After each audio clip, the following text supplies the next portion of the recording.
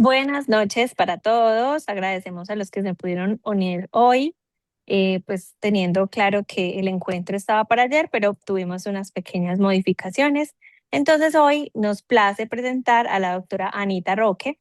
Ella es médica veterinaria de la Universidad de La Salle de Colombia, con una sólida trayectoria académica y clínica en cirugía, traumatología e imagenología en pequeños animales. Realizó su formación de maestría y cirugía en la UNESP de Brasil, con investigaciones enfocadas en la regeneración ósea, y actualmente cursa el doctorado en medicina y cirugía animal en la Universidad Autónoma de Barcelona. Ha sido docente, investigadora en muchas universidades de Colombia, como la Universidad de Los Llanos, la Universidad del CES, la UPTC, y además dirige el Hospital Veterinario en la Universidad de Los Llanos. Tiene una amplia experiencia, al igual que también combina la práctica quirúrgica y la docencia de posgrado, la investigación y toda la imagenología en esta área tan importante de la ortopedia. Adicional, también es miembro de la AOV y de BEPA. Damos pues entonces la bienvenida a la doctora Anita, y estamos entonces para hoy presentando el tema de anatomía de posicionamiento enfocados en el hombro. Listo, en todo el tema de radiología, de rayos X. Anita, no sé, ¿estás por ahí? Sí, buenas noches. Muchas gracias, Laura, por la presentación. Muchas gracias a los participantes que están conectados, a los 11 participantes. Entonces, bueno, voy a a compartir la pantalla. Ujú. Recuerden que si tienen alguna duda, nos la van dejando ahí en el chat y vamos entonces haciendo este un encuentro más de retroalimentación, cualquier pregunta, cualquier aporte, y vamos entonces participando. Ahí se ve Ujú. súper bien la Se ve diapositiva. bien las diapositivas. Sí, Voy a mi correr señora. acá el cuadrito. Vale, ahí se ve bien. Perfecto. Perfecto. Vale, perfecto. Pues entonces, pues vamos a iniciar con la clase de hoy. Vamos a tener pues otras clases durante el posgrado. La clase de hoy es principalmente enfocada al hombro, a la articulación escapulohumeral. Vamos a ver la escápula y la parte proximal del húmero. Vamos a ver toda la anatomía y algunas de las patologías que podemos encontrar en esas estructuras óseas. Entonces, si tienen alguna pregunta durante la charla, pueden ir, pues no sé, me imagino que levantando la mano y Ana o Laura van a ir leyendo las preguntas y las podemos ir respondiendo sin ningún problema. Entonces, bueno, algo bien importante que debemos tener presente en la radiología de pequeños animales es el correcto posicionamiento del paciente durante la toma radiográfica. Es muy importante que colimemos específicamente la estructura ósea que queremos evaluar. En este caso, pues hoy que vamos a hablar del hombro, de la articulación escapulohumeral, vamos a ver las proyecciones que se toman, pero sí les recomiendo siempre que el colimador esté lo más cerrado que se pueda en la zona que queremos evaluar. ¿Por qué? Porque si nosotros tomamos una radiografía donde se ve todo el miembro, por ejemplo, en este perrito, si tomamos una radiografía desde la escápula hasta los dedos y queremos evaluar después el hombro y vamos a ampliar en el software, porque ya tenemos software, yo creo que todos los tenemos, ya nadie hace revelado manual. Cuando vamos a ampliar la imagen, se pixela y se pierde muchísimo detalle de la imagen. Entonces, les recomiendo siempre que se haga primero un buen examen clínico del paciente, la localización del dolor, específicamente en qué zona le está doliendo, para que podamos evaluar esa articulación específicamente. Y siempre es importante hacer mínimo dos proyecciones ortogonales. Si vemos que la lesión, tomamos la radiografía, por ejemplo, del hombro, y vemos que algo, digamos que no tenemos como mucha experiencia o no sabemos si lo que estamos viendo es normal o no, pues entonces hacemos una radiografía del miembro contralateral, del miembro sano, para poder compararlas. Pero mínimo siempre dos proyecciones. Entonces, ¿cuáles serían las proyecciones que podemos usar para la articulación escapulohumeral? Eh, Vamos a hablar ahorita de esta terminología, pero podríamos utilizar el paciente de recumbencia external, o sea, en decúbito external o en decúbito dorsal. ¿cierto? Si lo tenemos en decúbito external, en este caso como vamos a evaluar la articulación escápulo-humeral, si nosotros, el equipo de rayos X estaría aquí arriba, aquí estaría emitiendo el rayo primario que sale desde el colimador. Recuerden que el colimador emite una luz, un haz de luz, y siempre ese haz de luz tiene una cruz, ¿cierto? Nosotros lo hemos visto en los equipos de rayos X. Esa cruz me está indicando que en el centro de la cruz están saliendo la mayor cantidad de rayos Röntgen, que son los rayos X, y en ese centro es donde nosotros debemos ubicar la zona que queremos evaluar. Y vamos a cerrar ese colimador lo más que podamos, ubicando en el centro la estructura que yo quiero evaluar. Entonces, si el rayo primario está entrando por la parte craneal del miembro y sale por la parte caudal, entonces a esta radiografía, a esta proyección le vamos a llamar cráneo caudal. Hablando de ya de todo el miembro anterior, si es o sea, eso sería para todo el miembro, tanto el húmero, codo, hombro, radio y cúbito, pero cuando llegamos acá al carpo, si el rayo primario del carpo hacia abajo entra por la parte craneal, ya no le llamamos cráneo caudal, sino se le va a llamar dorso palmar, porque del carpo hacia abajo se le llamaría dorsal a esta parte encima de los dedos y de los metacarpos, y a la parte de abajo sería palmar. Entonces la proyección sería dorso palmar. En el caso del hombro sería cráneo caudal. Ahora, si queremos tomar, para mí, esta es la mejor proyección para el hombro. Hablando de esta, ¿no? Porque también tomamos la proyección medio lateral, que ahorita la veremos. Pero si queremos evaluar en esta proyección cráneo caudal o caudo craneal, yo prefiero la caudo craneal. Se ve muchísimo mejor. Entonces, el paciente está en decúbito dorsal, con los miembros extendidos hacia craneal. Miren que aquí está la cabeza del paciente. Si el paciente tiene dolor, es muy difícil hacer esta proyección, entonces lo ideal siempre es hacerlo bajo sedación. Entonces vamos a estirar bien los miembros, vamos a colimar el hombro, en este caso porque vamos a hablar de hombro, y la proyección sería caudo craneal, ¿vale? Y del carpo hacia los deditos se llamaría palmo dorsal, ¿vale? Entonces siempre dentro de estas dos proyecciones, ustedes pueden encontrar en la literatura las dos, pero yo prefiero esta para evaluar el hombro. Vamos a mirar ahorita la anatomía. Ahorita les mostraré la medio lateral y otras proyecciones que son importantes para la escápula. Como vamos a hablar de todo el miembro anterior durante el posgrado, vamos a ir mirando pues cada uno de cada una de las estructuras anatómicas. Hoy vamos a enfocarnos en escápula y articulación escapulohumeral. Entonces, ¿qué debemos evaluar en la escápula? Siempre debemos recordar la anatomía macroscópica, para que cuando veamos la radiografía, pues aprendamos a identificar esas estructuras anatómicas que se pueden encontrar en una radiografía.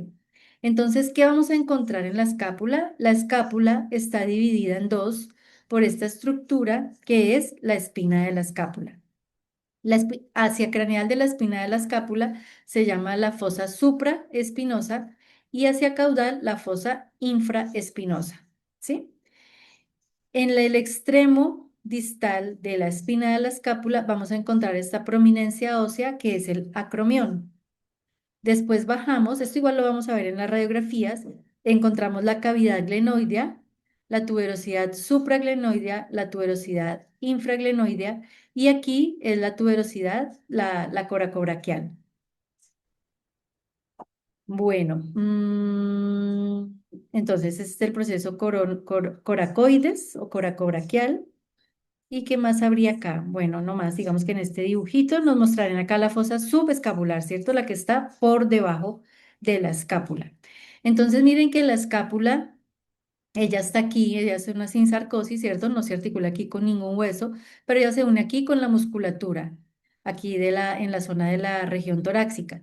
Entonces, cuando tomamos una radiografía, pues a veces es un poco complejo porque hay mucha sumación de las estructuras anatómicas de las apófisis espinosas, de las vértebras columna vertebral, de las costillas, se suman todas esas, hay sumación, hay sobreposición de las estructuras, entonces a veces es difícil poder valorarla bien.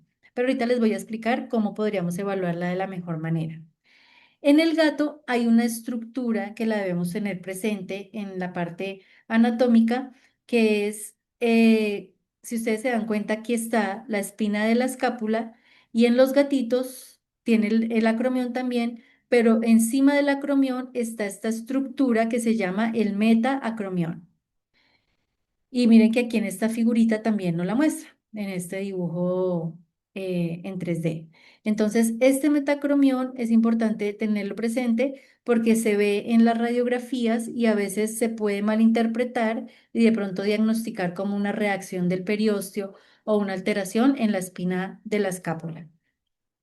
Pero tienen las mismas estructuras anatómicas, la fosa infraespinosa, la fosa supraespinosa, la fosa subescapular, la cavidad glenoidea, el proceso coracoides. Entonces, la apófisis coracoides que está acá, que por aquí sale el coracobraquial, aquí está el tubérculo, la tuberosidad supraglenoidea, la infraglenoidea, la cavidad glenoidea, ¿cierto? La vemos acá. Miren aquí el acromión. Esta estructura, toda esta cavidad glenoidea tiene que tener esta conformación. Y ahorita la vamos a ver en las radiografías. Vemos aquí la cabeza humeral, ¿cierto? Aquí vemos esta tuberosidad, que es la tuberosidad o el tubérculo mayor o la tuberosidad lateral del húmero. Y si vemos en esta proyección que sería la caudocraneal, vemos aquí la cabeza humeral, aquí está el tubérculo lateral o tubérculo mayor del húmero y aquí estaría el tubérculo menor, ¿cierto? O el medial, también lo encuentran como el tubérculo medial del húmero. Tenemos varios ligamentos en la articulación escapulohumeral y son importantes porque a nivel radiográfico, ahorita lo veremos, podemos encontrar algunas alteraciones en esos ligamentos y se podrían llegar a ver a nivel radiográfico, principalmente si hay una lesión de calcificación o en los tendones también, ahorita lo veremos. Entonces, miren que aquí está la cavidad glenoidea, aquí está el acromión, está la escápula. Vemos aquí el origen del tendón del músculo bíceps braquial. Tenemos el ligamento glenohumeral lateral. Este de aquí es el ligamento glenohumeral medial. Y aquí hay un ligamento que es el ligamento transverso del húmero. Aquí por dentro del ligamento, por debajo del ligamento, está la corredera del tendón del bíceps. Miren que aquí está el tubérculo mayor o tubérculo lateral del húmero. Aquí está la cabeza humeral y por aquí pasa el tendón del bíceps braquial. ¿Vale? Entonces, acuérdese muy bien de esta zona porque radiográficamente si encontramos unas lesiones en este tendón del bíceps, las vamos a ver en esta zona ubicadas anatómicamente. ¿Cómo podemos evaluar la escápula?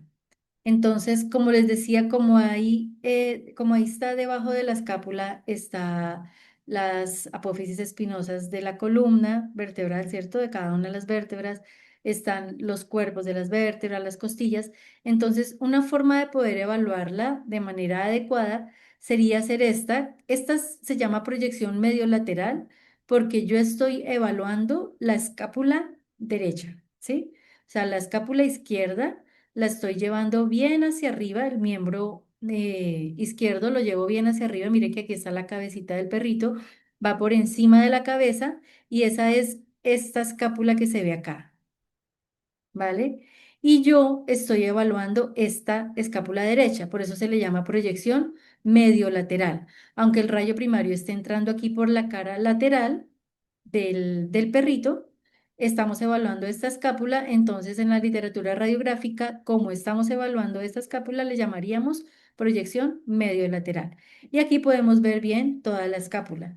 Entonces miren que aquí se ve todo el cuerpo de la escápula, donde se ven la fosa supraespinosa, infraespinosa, la espina de la escápula, el acromión, la cavidad glenoidea. Miren que aquí se ve el proceso coracoides, se ve muy bien delimitada toda la parte de la escápula. Si nosotros la hubiéramos dejado acá sobre las vértebras o sobre las costillas, pues habría mucha sumación de estructuras anatómicas y a veces sería difícil ver alguna de alguna lesión específica de la escápula. Ahora para poder evaluar la escápula izquierda. ¿Qué haríamos para poder evaluar entonces la escápula izquierda? Miren que tenemos acá este perrito, vamos a hacer una proyección lateromedial, o sea que la escápula que vamos a evaluar en este perro es esta, que es el miembro izquierdo. El miembro derecho, que es este que está acá hacia abajo. Entonces, esta sería lateromedial.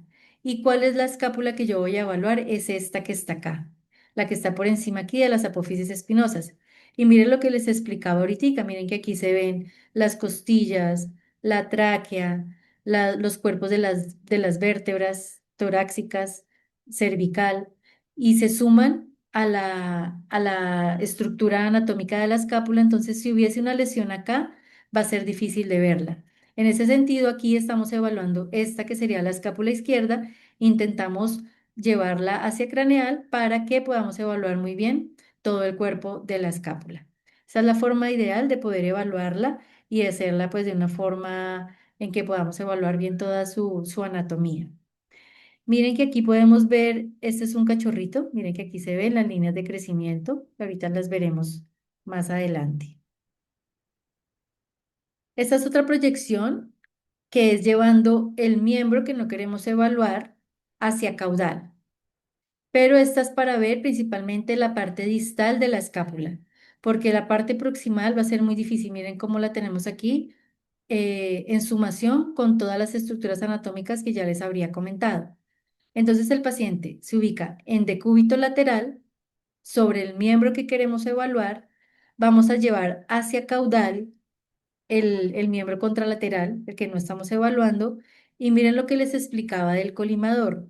El colimador emite unas de luz y siempre todos los colimadores nos hacen una cruz para que nosotros podamos saber cuál es el centro de la colimación, en este caso sería acá, y en ese centro es donde yo voy a ubicar la estructura anatómica que yo quiero evaluar. Recordemos que el equipo de rayos X dentro del colimador tiene una estructura en un lado y en el otro, y ella en un lado está el ánodo, en el otro lado está el cátodo. Cuando nosotros disparamos en el equipo, oprimimos el botón, salen unos electrones acelerados, emiten el rayo primario y ese rayo primario cae por el centro de esta colimación. Y o sea, a medida que se va ampliando esta zona de aquí, ya empieza a haber una radiación dispersa. Por eso es que cuando aparece todo el miembro torácico, todo el miembro anterior en una radiografía, poder evaluar cada una de las articulaciones es muy complejo. Principalmente cuando hablamos de codo, que más adelante lo veremos en la próxima clase, o de carpo, que hay muchos huesitos allí. Si no tomamos una radiografía bien colimada, va a ser complejo para nosotros poder determinar si hay alguna lesión. Entonces, para esta sería la medio lateral para poder evaluar la parte distal de la escápula. Y miren que también para evaluar la articulación escapulohumeral es la ideal. Entonces, para hombro dijimos que habíamos hablado de la proyección caudocraneal, donde los miembros anteriores están bien estirados hacia craneal, por encima de la cabeza, y la proyección medio lateral. Siempre hagan mínimo 2 proyecciones ortogonales de cualquier estructura ósea. Si quieren hacer más, las pueden hacer, que ahorita yo les voy a mostrar otras de la articulación escapulohumeral, pero mínimo estas dos son las que debemos hacer. Esta es la proyección caudocraneal, ¿cierto? Que les había mostrado en la figurita. Miren cómo podemos sostener el paciente. Lo ideal, como les decía, esta proyección es dolorosa, la mediolateral no, porque el paciente está en decúbito lateral y el miembro no se está haciendo una hiperextensión, entonces no duele, pero cuando queremos hacer esta proyección sí va a generar dolor. Entonces el paciente va a estar sedado, vamos a estirar los dos miembros, tanto el que vamos a evaluar como el contralateral, únanlos con esparadrapo acá, con cinta de esparadrapo, para que queden bien alineados los codos y quede bien tomada la radiografía. Y después también con un esparadrapo aquí vamos a estirar bien las paticas y lo pegamos en el borde de la mesa. ¿Esto para qué? para que la persona que está tomando las radiografías, el técnico de radiología, no se esté irradiando todo el tiempo. Por eso es que lo ideal es que el paciente esté sedado. Miren que aquí hay posicionadores, está esta colchonetica para mantener al paciente en decúbito dorsal estable. El paciente se queda ahí solito y la persona no se irradia. No está bien que cuando estemos tomando esta radiografía una persona esté sujetando los miembros con las manos y las manos salgan en la imagen radiográfica, porque eso quiere decir que la persona se está irradiando todo el tiempo que está tomando las radiografías y a largo plazo eso puede llegar a generar cáncer, leucemia. En las personas que están todo el tiempo irradiando se puede generar cataratas. Entonces, bueno, la radioprotección es importante, usar protectores de tiroides, los petos plomados, las gafas plomadas, pero si podemos hacerlo en animal bajo sedación, lo haremos de esta forma. Los miembros extendidos, miren que aquí está con esparadrapo y sujetamos bien al paciente. Y miren la imagen que se vería. Miren que aquí están las costillas, perdón, aquí están las costillas, acá se ve la escápula, esa sería la fosa subescapular. Miren aquí cómo se ve bien la espina de la escápula, es todo esto el acromión, aquí se ve la cavidad glenoidea, la cabeza del húmero y el tubérculo lateral del húmero. Es lo que podemos ver ahí. En esta radiografía no se está evaluando específicamente la articulación escapulohumeral, sino se está evaluando la escápula, ¿vale? Para poder ver toda la estructura anatómica de la misma. Siempre revisemos también en las imágenes radiográficas los tejidos blandos, siempre. Revisémoslos a ver si hay alguna lesión en el tejido blando, algún aumento de tamaño. A veces cuando los comparamos con el miembro contralateral podemos evidenciar atrofias musculares que no son fáciles de encontrar a la palpación. Entonces ya podemos saber que es un proceso que lleva mucho más tiempo, ¿no? Que es un proceso crónico, que ese dolor no permite que el paciente apoye y eso genera atrofia muscular leve, que lo podemos ver específicamente en las radiografías. En la proyección cráneo-caudal, miren que esta de acá era la caudo-craneal. Esta es la cráneo-caudal, que es que el miembro está estirado hacia adelante. Espérate, estoy viendo, esta está al revés, está la cabecita acá, está hacia abajo. Entonces, no, esta no es cráneo-caudal, esta es caudo-craneal, porque los miembros están dirigidos hacia adelante. Entonces es similar a esta que está acá, pero aquí ya es para evaluar el hombro, ¿vale? Para poder evaluar bien la cabeza humeral. Miren que aquí está el tubérculo lateral del húmero, el tubérculo medial o menor del húmero. Se ve bien toda la escápula, la espina de la escápula. Y la mediolateral, ¿vale? Que habíamos hablado. Entonces, siempre tomen mínimo estas dos proyecciones ortogonales. Veamos ahora las estructuras anatómicas que se encontrarían en el gato. Recordemos que les había hablado que el gato tenía una estructura anatómica que es el metacromión. Miren la que aquí se alcanza a ver y a veces cuando es un poco más notoria que estas es porque es un cachorrito, no se ve tan bien. Esta estructura se llega a confundir con una reacción periosteal en la escápula. Cuando no se conoce pues que existe esta estructura anatómica en los gatos que es normal, que es el metacromión. Aquí estaría el acromión que se vería acá, el proceso coracoides, bueno, la cavidad glenoidea y algo también diferente que tienen los gatos es la clavícula. Miren la que está acá. Ella está suelta, es un vestigio, ¿no? Entonces, aquí cuando nosotros la vemos está es en sumación, se está sumando, que se llama así en radiología, se suma a la radiación del húmero. Si este huesito está más flexionado, que ahorita veremos una radiografía, pues se ve más por fuera. Pero cuando veamos ahorita la otra proyección, vamos a ver en dónde está realmente ubicada esa clavícula. Vemos acá pues la cabeza humeral, el tubérculo lateral del húmero y aquí le señalé aquí las líneas de crecimiento. Esta línea de crecimiento del húmero tiene forma de L invertida. Es importante también que aprendamos a reconocer las líneas de crecimiento, porque las fracturas Salter-Harris, que después las veremos en otra clase, esas fracturas, cuando es una fractura Salter-Harris tipo 1, es un leve desplazamiento, muchas veces a veces es muy leve, y si no lo percibimos, pues podemos pasarlo por alto y no se diagnosticaría y podríamos pues después con el tiempo hacer que si no se diagnostica, el movimiento del paciente, caminar, correr, saltar, puede hacer que esta fractura se desplace. Entonces, tenemos que evaluar muy bien siempre estas líneas de crecimiento. Ahorita las veremos. El metacromión, entonces lo amplío un poco para que lo puedan ver mejor. Mírenlo acá. Se vería así en los gatitos. Y aquí estaría la clavícula. En la proyección caudocraneal, miren que aquí está el miembro que se está evaluando, se está dirigiendo hacia caudal y aquí se toma la proyección sobre el hombro.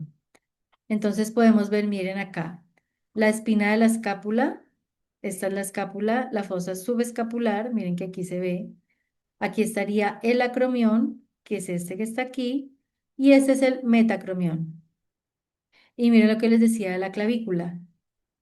La clavícula está aquí, lejos de la articulación escapulohumeral, pero cuando se toma la radiografía medio lateral, hay sumación de esas estructuras anatómicas y si está un poco flexionado, pues esta clavícula va a aparecer aquí, sobre la articulación, ¿vale? Entonces tengámoslo presente, cuando lo veamos solamente se ve en felinos. Aquí podemos ver bien, miren que se ve muy bien la cabeza del húmero. Aquí está el tubérculo medial y el tubérculo lateral o tuberosidad lateral, con la línea de crecimiento. Mírenla aquí que se ve muy bien. Y la diáfisis humeral. Como les decía, siempre revisen los tejidos blandos también. Evaluamos muy bien todas las estructuras que aparezcan en la radiografía. Miren que aquí la clavícula, ¿dónde estaría ubicada? Porque el miembro está desviado, está llevado más hacia craneal. Si yo cogiera este miembro y lo llevara hacia caudal, pues la clavícula se vería aquí solita. Miren que cuando se flexiona el miembro, la clavícula se suma a la apófisis, a la epífisis proximal del húmero. Miren la que está acá. Entonces, ténganla presente porque a veces aparecen las radiografías y si no nos acordamos que ahí está la clavícula, podríamos decir que aquí hay una reacción dentro del hueso, ¿cierto? Una esclerosis en el hueso esponjoso de la epífisis proximal del húmero. En la proyección medio lateral de la articulación escapulohumeral en el perro, miren que no se ve la clavícula, ¿cierto? Eso solamente lo vamos a ver en felinos. ¿Cómo tomamos esta proyección? Entonces el paciente estaría en decúbito lateral sobre el hueso que queremos evaluar, la cabeza bien extendida hacia dorsal, el miembro contralateral que no vamos a evaluar se va hacia caudal y vamos a colimar solamente el hombro. Miren que aquí está colimado, solamente el hombro. Entonces vemos las estructuras que ya habíamos visto macroscópicamente, ¿cierto? La espina de la escápula, el acromión, las fosas supraespinosa, infraespinosa. Miren que aquí se ve muy bien la cavidad glenoidea, miren este espacio como se tiene que ver la cavidad y la cabeza del húmero. El húmero tiene muchísimos movimientos, ¿cierto? Hacia craneal, hacia caudal, hay movimientos en abducción, en aducción, en rotación. Entonces, por eso es que esta articulación permite bastante movimiento y podemos tomar varias radiografías. Ahorita les voy a mostrar otras radiografías en pronación y en supinación que la podemos hacer si sospechamos de que hay una lesión en la cabeza humeral y en esta proyección estática, en la proyección medio lateral, no la vemos. Y nosotros sabemos que hay dolor en esa articulación, entonces, si tenemos dudas con esta, si esta ya es concluyente, pues no hay necesidad de hacer las otras dos. Pero si no, pues tenemos que hacer movimientos del húmero para poder observar bien toda la cabeza humeral. ¿Qué más les muestro aquí? Bueno, ya estaría todo. Ah, bueno, acá está. Entonces, miren que aquí está el surco que les decía. Por aquí está la corredera del tendón del bíceps, en esta zona de acá. Acá está el tubérculo lateral y ella pasa por acá. ¿Se acuerdan que aquí estaba el ligamento transverso del húmero? Y por aquí, por debajo de ese ligamento, pasaba el tendón del bíceps. Podemos encontrar tuberosidades que las debemos reconocer también, pues para que sepamos que si lo vemos a nivel radiográfico no es nada anormal en la estructura anatómica que estamos revisando. Entonces, tenemos aquí la tuberosidad deltoidea, ¿vale? Anatómicamente estaría acá. Tenemos otras dos tuberosidades que ahorita se las mostraré. Y tenemos en el hombro, miren que en esta proyección les voy a mostrar las estructuras que encontraríamos en la cauda craneal en el perro. Miren que aquí está la cabeza humeral, el tubérculo medial o tubérculo menor, el tubérculo lateral o tubérculo mayor.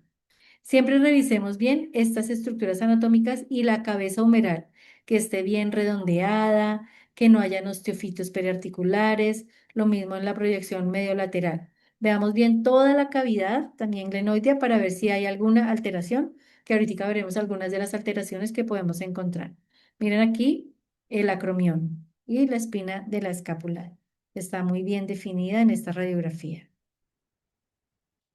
Otras tuberosidades, miren que aquí está la tuberosidad deltoidea. Esta que habíamos visto, me voy a volver, es en la proyección mediolateral.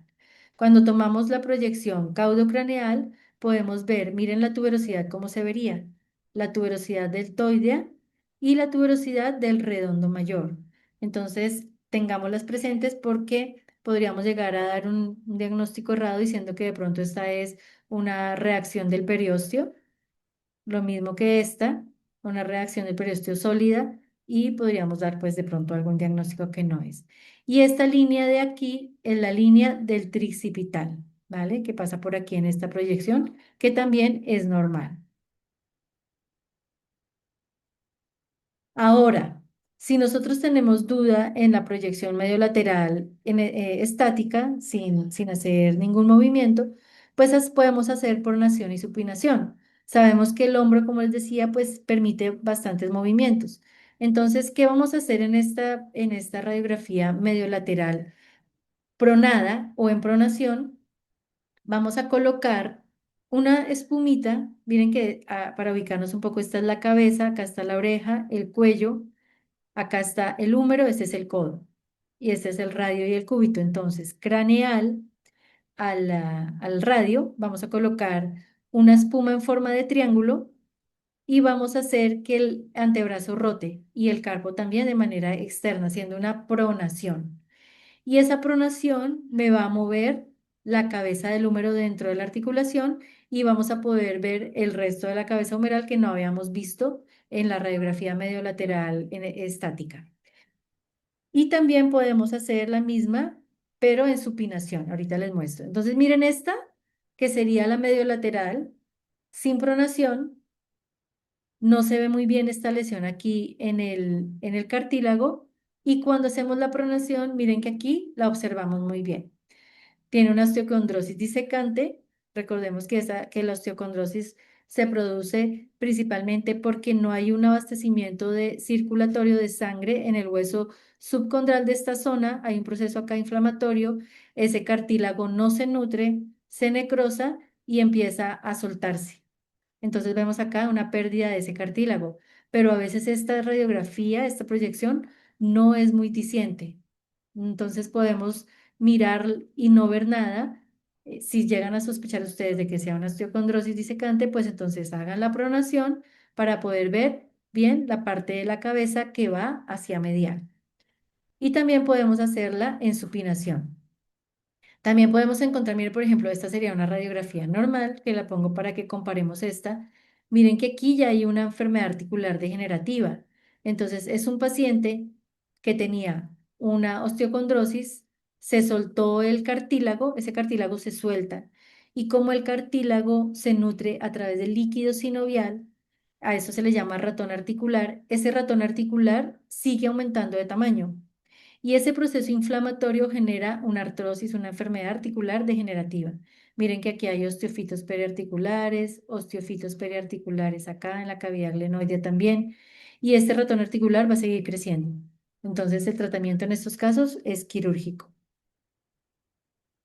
También podemos hacer la mediolateral, supinada o en supinación. Entonces, la espuma en forma triangular ya no la vamos a poner hacia craneal, sino hacia caudal por detrás del cúbito para rotar el antebrazo y el carpo internamente. Lo podemos hacer si no tenemos esta espuma, hacerlo con un algodón, levantar acá el codo para que rote internamente. Miren que aquí se puede sostener con el esparadrapo, como les decía, para que la persona que está ya tomando la radiografía no se esté irradiando. Entonces aquí ya giramos la cabeza hacia el otro lado, ya la hacemos en supinación y así con esas tres proyecciones, estática, en pronación y en supinación, podemos ver toda la superficie articular de la cabeza humeral, todo el cartílago, para ver si hay alguna lesión en ese cartílago de la cabeza del húmero. Veamos ahora las líneas de crecimiento.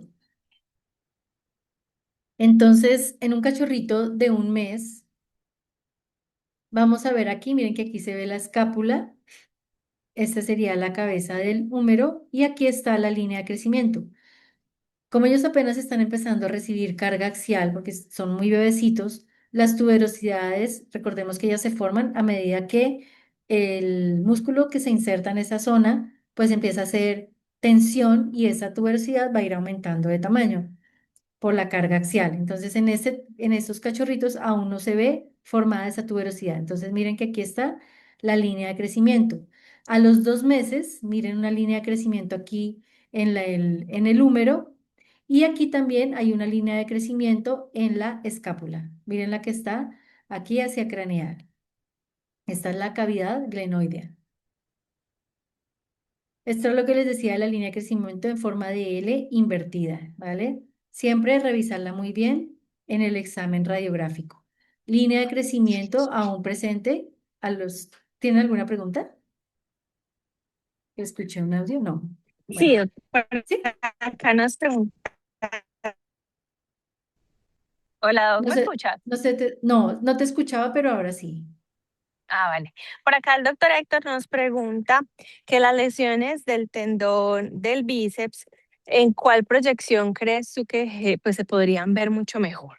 Ahorita la vamos a ver, es una proyección que se llama Skyline, pero ahorita les muestro porque podemos ver ahí la calcificación del bíceps, calcificación también de otros tendones que pasan por allí y también la podríamos ver en la medio lateral, ahorita les muestro unas imágenes, pero principalmente en la Skyline que ahorita la vamos a ver. Listo, Doc, súper.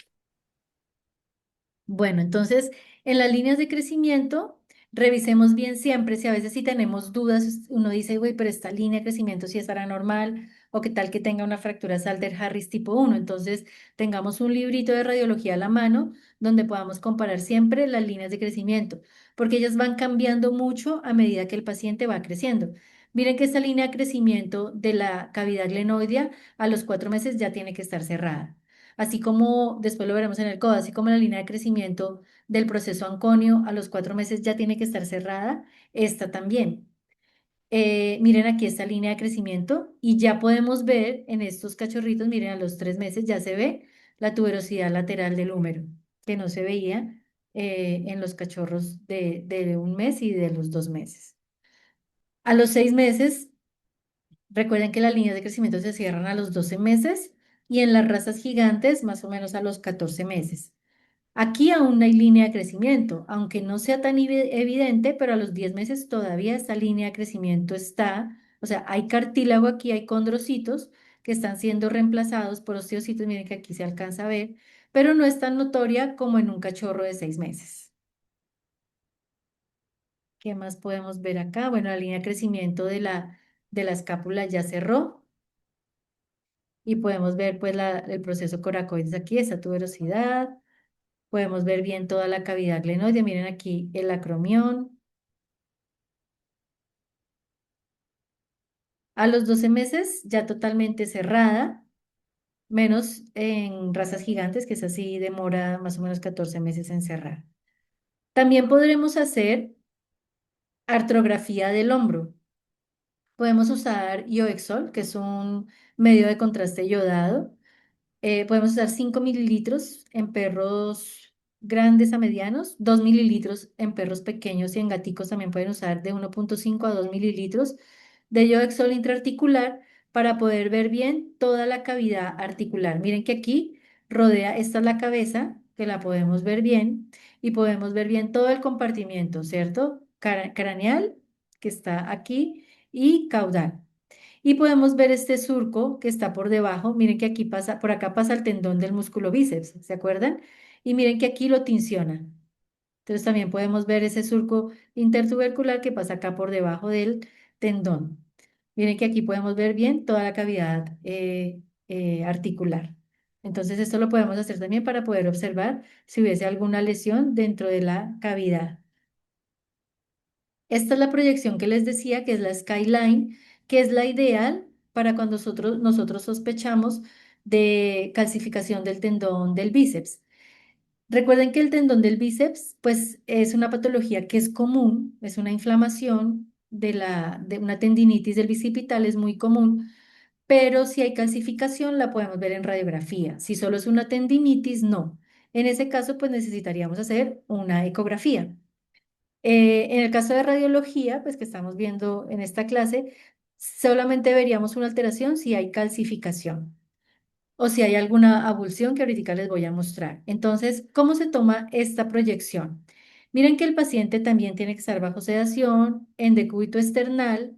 El hombro que vamos a evaluar, en este caso es el hombro derecho en esta foto.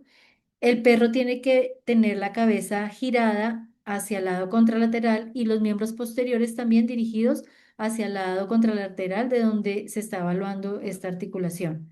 Lo sostenemos con posicionadores para que quede bien alineado.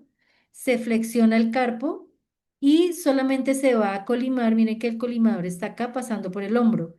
El rayo primario entra por acá, por la parte craneal del hombro y se va a emitir esta imagen a nivel radiográfico. ¿Vale? Entonces está el tubérculo lateral o mayor del húmero, el tubérculo menor o medial y el surco intertubercular, que es este surco que está acá, este surco que está acá. Entonces, cuando tomamos esta radiografía, la vamos a ver así. Este es el surco intertubercular y el tubérculo mayor y tubérculo menor. Ahora, si nosotros tenemos una tendinitis del bicipital, como les digo, es un proceso inflamatorio. Si es un proceso inflamatorio, va a ser muy difícil que veamos alguna lesión. Solamente lo vamos a ver si hay una calcificación. A menos de que el tendón esté supremamente inflamado, podemos llegar a ver algo. Pero como esta es la zona por donde pasa el tendón, ¿cierto? Del bíceps, pues si vemos alguna alteración acá, en esta proyección medio lateral, hagan la skyline. Y ahí ustedes van a poder decir, ah, sí, mire, en esta encontré esta estructura que a veces la pueden llegar a mal diagnosticar porque se puede llegar a decir, ay, no, mire, este paciente tiene una posible reacción periosteal, qué tal que eso sea un osteosarcoma y no se hace biopsia. Yo tuve, eh, eh, bueno, no, digamos que no fui yo, pero me comentaron que hubo un colega acá en Colombia que diagnosticó un osteosarcoma con radiografía, no se hizo biopsia, se amputó, el dueño pidió la patica, mandaron la patica a histopatología, se tomó una biopsia y no era un osteosarcoma. Entonces, siempre las neoplasias que usted sospeche en hueso se tienen que confirmar por histopatología, siempre. Y la biopsia ósea es muy fácil de hacer. Existe una aguja que se llama la aguja de Hamshidi. Yo creo que de pronto ustedes la han escuchado. No es tan fácil de conseguir, la venden por internet y Mercado Libre ya se consigue, pero no es tan fácil de conseguir. Pero es muy fácil de hacer una biopsia. Yo la he hecho varias veces así y yo la hago con una aguja gruesa, una aguja 18, donde usted hace solamente un bloqueo perirregional con lidocaína o bupivacaína, el paciente está despierto, ni siquiera está sedado. Se hace una tricotomía bien de la zona, una tricotomía amplia, se hace una infiltración de lidocaína en la zona donde usted va a introducir la aguja, introduce la aguja, hace rotación hacia un lado, hacia el otro, hacia un lado, hacia el otro, saca esa aguja y después con un yelco larguito que quepa por esa aguja, saca el hueso que quedó dentro de la misma y esa es el tejido que usted va a enviar.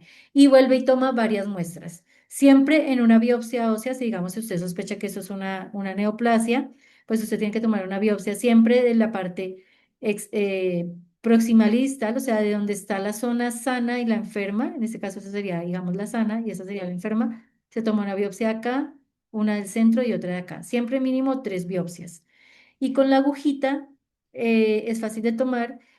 Tienen que tener cuidado, si hay pérdida de la densidad ósea, pues se puede producir una fractura patológica si quitamos mucho hueso.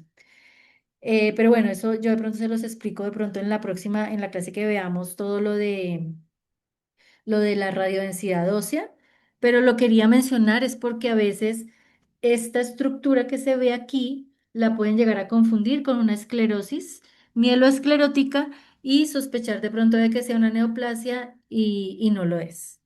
Pero bueno, si sospechan, pues hagan biopsia, que es una biopsia que es muy sencilla. Miren que esto no es normal. Eso es un osteofito periarticular.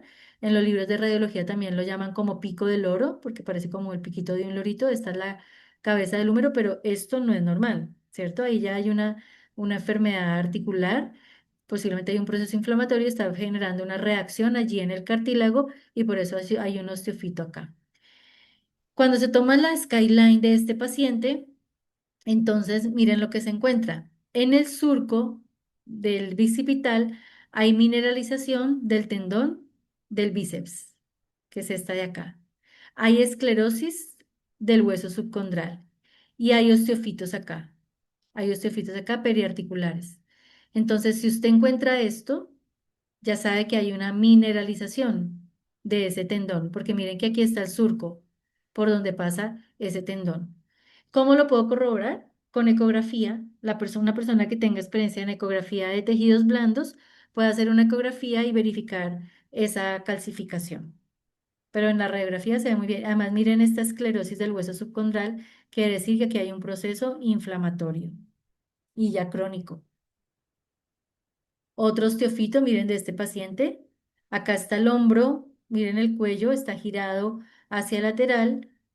El chasis está acá por debajo. En este paciente que estaba acá, pues el chasis está por debajo de la mesa, ¿no? En la rejilla Potter-Bucky, que ahora pues tenemos esos equipos, el flash panel que emite que lleva la imagen directamente a un software. En este caso, pues está el chasis acá debajo, ese chasis se tendrá que introducir dentro de un digitalizador para poder obtener la imagen. Y aquí sale esta imagen. Entonces, tubérculo mayor o lateral, tubérculo menor o medial, y aquí el osteofito. ¿En dónde? En la corredera del bicipital. Y aquí, si hay un osteofito aquí, es sí o sí calcificación del tendón del bíceps. Comprobarlo por ecografía, listo. Si tiene alguien que haga ecografía de tejidos blandos, lo va a ver. Tiene que tener bastante experiencia.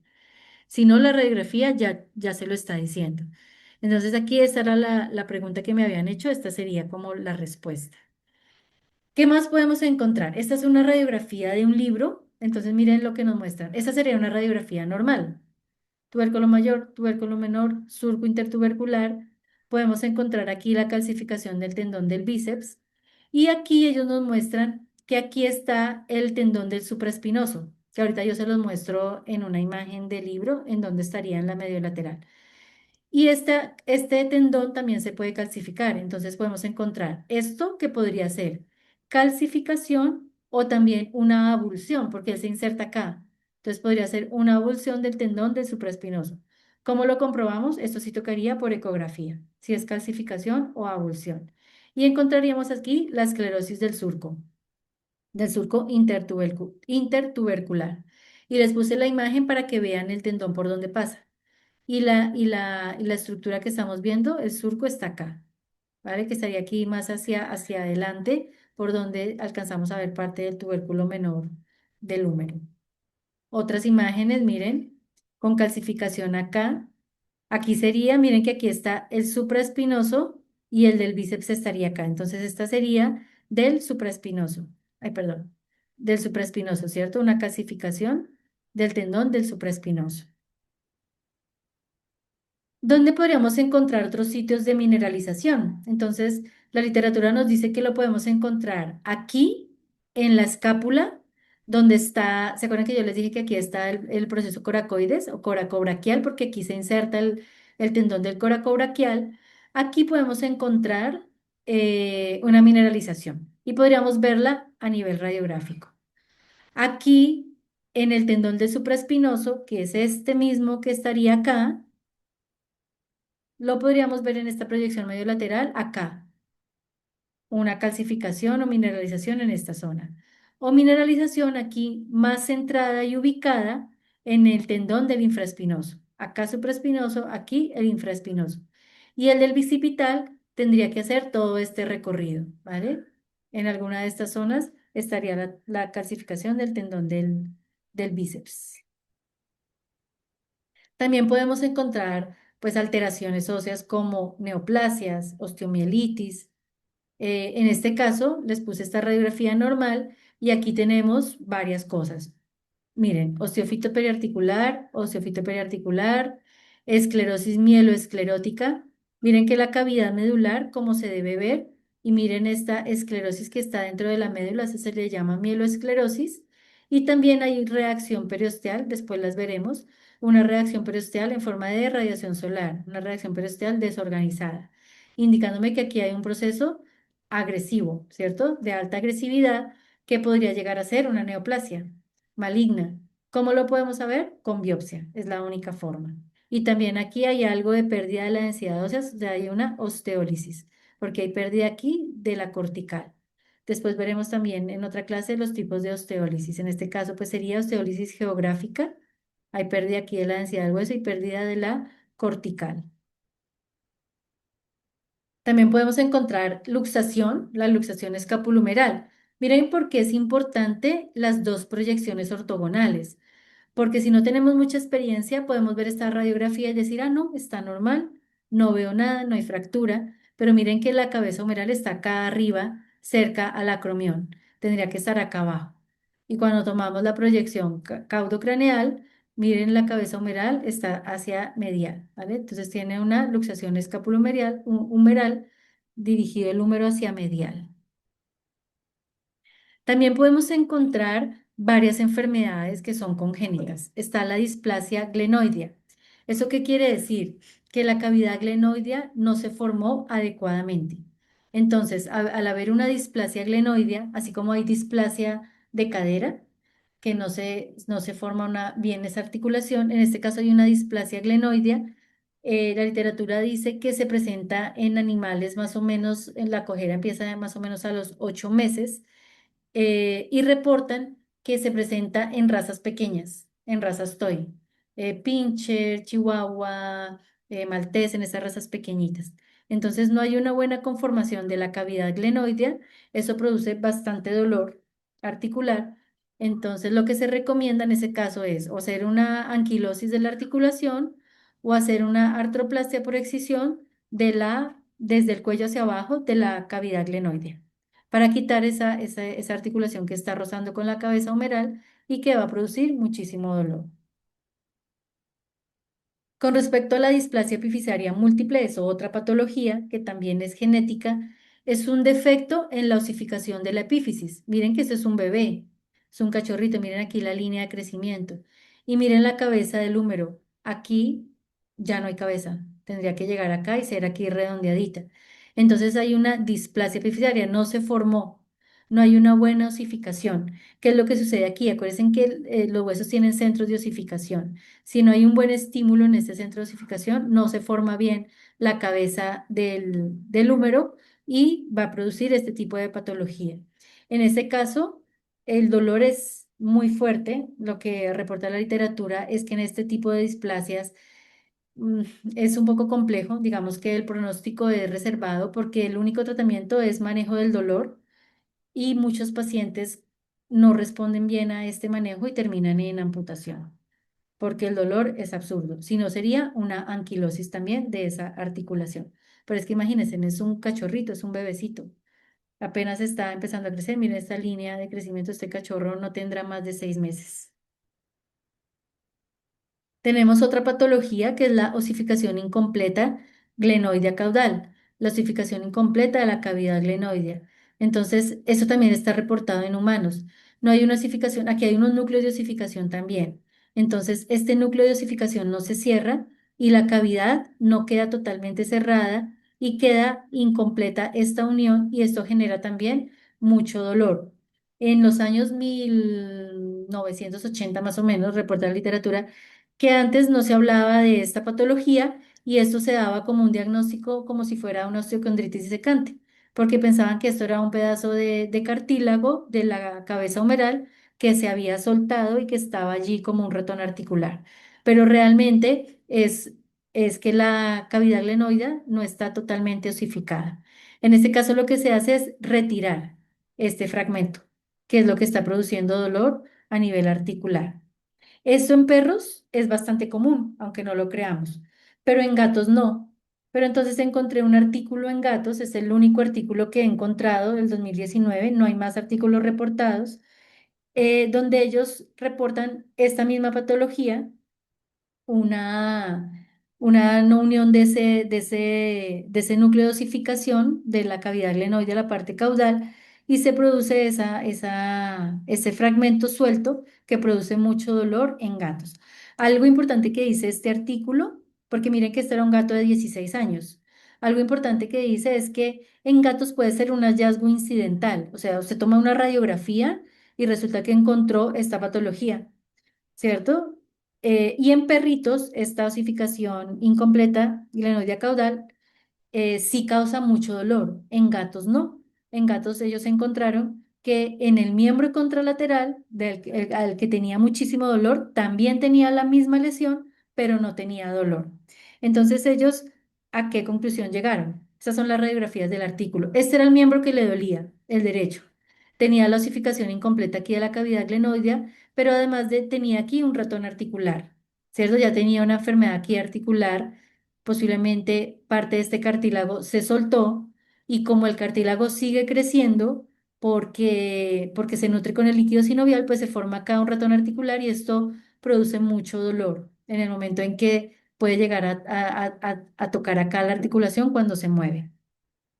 Cuando nosotros tenemos un paciente con osteoconditis disecante que les había mostrado antes que el cartílago se desprende, nosotros veríamos aquí una pérdida de cartílago. En este caso no se ve. Y en esos pacientes que tienen la osteocondritis o la osteocondrosis disecante, se produce muchísimo dolor, es porque el hueso subcondral está expuesto, porque el cartílago se ha soltado, porque se necrosa, y el contacto del líquido sinovial con el hueso subcondral produce mucho dolor. En este caso, esta gatita de 16 años tenía dolor en el miembro derecho. Cuando tomaron el contralateral, también tenía la misma patología, miren la ossificación incompleta de la cavidad glenoidea, pero resulta que este miembro no le dolía. Entonces, la conclusión fue que posiblemente el dolor era por este ratón articular. Por artroscopia lo quitaron el fragmento, que era este, y quitaron el ratón articular y la paciente se recuperó satisfactoriamente. Entonces, es importante que tengamos presente que de pronto en algunos gatos vayamos a tomar una radiografía y lo encontremos de manera incidental. Y ya para terminar, entonces, vamos a ver en la diáfisis, ya vimos todo lo de la cabeza humeral. En la diáfisis también podemos encontrar pues una de las patologías que es más común, que ahorita la veremos, es la panosteitis. Pero, ¿cuál es la proyección que hacemos en el húmero, en la diáfisis? Está la medio lateral, colimando solamente el húmero, que no nos salgan el resto de huesitos, ni la escápula, ni el radio, ni el cúbito, sino solamente el húmero que veamos muy bien toda la diáfisis, las corticales, comparemos muy bien siempre las corticales y revisemos muy bien siempre el canal medular. Miren la densidad. El canal medular es negrito, es oscuro, es radiolúcido y las corticales son bien radiopacas. Entonces revisemos muy bien todo el canal medular porque podemos llegar a encontrar esta patología que es la panosteitis. La panosteitis es una inflamación que se produce dentro de la cavidad medular. Aún no se sabe por qué, o sea, no se sabe cuál es la causa, pero es un proceso inflamatorio dentro de la cavidad, es autolimitante, no requiere un tratamiento, sino solamente manejo del dolor, pero es importante que el dueño sepa que esta lesión puede llegar a aparecer en cualquier otro hueso largo, ¿vale? ¿Qué dice la literatura? Que más o menos el 40% de porcentaje de presentación de la panosteitis estar presentado en la ulna, es el hueso que más se afecta. Después el radio más o menos en un 20%, pero el número no es tan común. El número está más o menos en un 15% más o menos, pero puede llegar a presentarse. Entonces revisen muy bien la cavidad medular, para ver si hay algún proceso inflamatorio. Miren que este es un cachorrito, ¿cierto? No es un animal adulto. Y presentaba muchísimo dolor en ese miembro. Siempre tomen radiografía de ese miembro del contralateral y si tiene panosteitis, ojalá tomen de los otros huesos largos, porque la panosteitis solo se presenta en los huesos largos. Y a veces ves muchos focos de panosteitis, pero el dolor no es tan intenso como cuando solamente tienen un foco. Yo he tenido pacientes que tienen varias zonas de inflamación dentro de la cavidad y no tienen tanto dolor como otro paciente que llega con una sola zona y el dolor es intenso. Y a veces están relacionados con los agujeros nutricios, por donde están entrando las arterias nutricias, ahí está el proceso inflamatorio. Entonces, pues esto era lo que les quería comentar. No sé si tienen alguna pregunta, alguna duda, con mucho gusto la podemos resolver. Doc, por acá en el chat no vemos preguntas. Démosles un momentico a ver si se animan. De igual manera, a los participantes que la van a ver en diferido, si tienen alguna pregunta, o sea, si les sale mientras que están viendo esta presentación, pues saben que nos pueden enviar los correos electrónicos habilitados o al chat habilitado las preguntas y se las hacemos llegar a la doctora. Claro que sí. Por el momento no tenemos preguntitas. Entonces, bueno, Doc, muchísimas gracias. Estuvo supremamente interesante, abarcó todo y me encanta esa énfasis en esa radioprotección, en saber qué es lo que estamos haciendo, en remitir imágenes puntuales para la articulación y evitar pues como tal estos males diagnósticos tomando placas de todo el miembro.